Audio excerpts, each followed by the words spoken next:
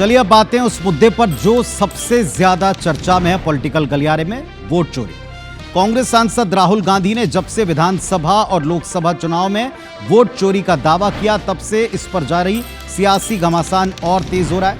आयोग की press conference भी इससे जुड़ी शंकाओं को दूर न कर पाई।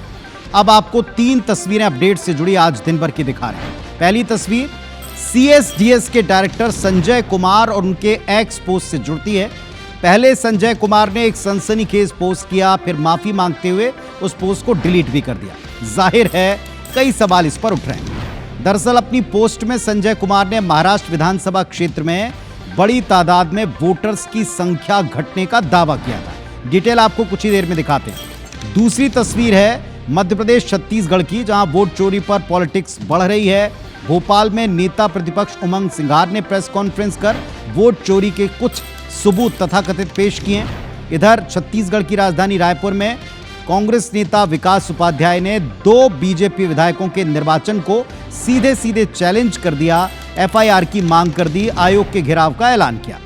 तीसरी तस्वीर आप देख रहे हैं बिहार की, जहां एसआईआर के खिलाफ राहुल गांधी विपक्ष के सबसे बड़े फेस बन चुके हैं। राहुल गांधी और तेजस्वी यादव मिलकर वोटर अधिकार यात्रा पूरे जोर शोर से प्रदेश भर में निकाल रहे हैं। चलिए अब आते हैं इन खबरों के डिटेल पर। सबसे पहले आपको सीएसडीएस के डायरेक्टर संजय कुमार जो हैं उनके उस पूरे पोस्ट और उससे जुड़ी बातों को बता दें। दरअसल सीएसडीएस के डायरेक्टर हैं संजय कुमार। इन्होंने अपना एक्स पोस्ट डिलीट किया। अब इसमें क्या था वो आप ये समझ लीजिए। इस पोस्ट में उन्होंने लिखा है डिलीट करते हुए कि महाराष्ट्र चुनाव से संबंधित ट्वीट के लिए मैं माफी चाहता हूं। 2024 के लोकसभा और 2024 के अंदर हुए विधानसभा चुनाव के आंकड़ों की तुलना करते हुए मुझसे एक गलती हो गई। हमारी डेटा टीम ने आंकड़ों को गलत पढ़ा और उस ट्वीट को अब मैं हटा रहा हूं। मेरे किसी भी प्रकार की गलत सूचना फैलाने का कोई इरादा नहीं था। यह अपनी पिछली पोस्ट को डिलीट करते हुए संजय कुमार ने लिखा है। इस पोस्ट के बाद सियासत फिर गर्मा गई, घमासान तेज हो गया। दरअसल सीएसडीएस के डायरेक्टर संजय कुमार के इसी एक्स पोस्ट को आधार बनाकर कांग्रेस पार्टी वोट चोरी के आरोप को इतना बड़ा बना चुकी। लेकिन अब वही संजय कुमार अपने उसी पोस्ट को डिलीट करके माफी मांग रहे हैं और कह रहे हैं कि कुछ डेटा पढ़ने में गलती उनकी टीम से हो गई। देश से माफी की मांग भी की जाने लगी।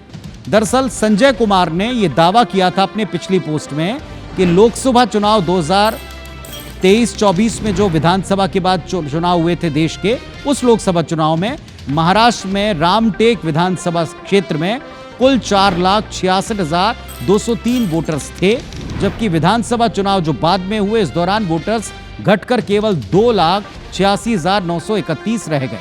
यानी लोकसभा के बाद के विधानसभा चुनाव में वोटर्स की संख्या जो महाराष्ट्र चुनाव थे उसमें 38% तक घट गई। अब उसी पोस्ट को आधार बनाकर कांग्रेस ने पूरा अपने लोगों को लगाकर तथाकथित सबूतों की एक फहरिस्त पेश की है। उस आधार पर पूरे देश में बवाल काट रखा है।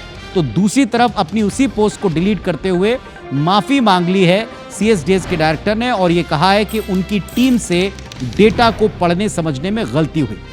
तो क्या यह पूरी की पूरी मुहिम अब जायज है? इस पर एक क्वेश्चन मार्क लग गया, या यह दबाव में डिलीट किया गया या सफाई पेश की गई, यह भी सवाल था।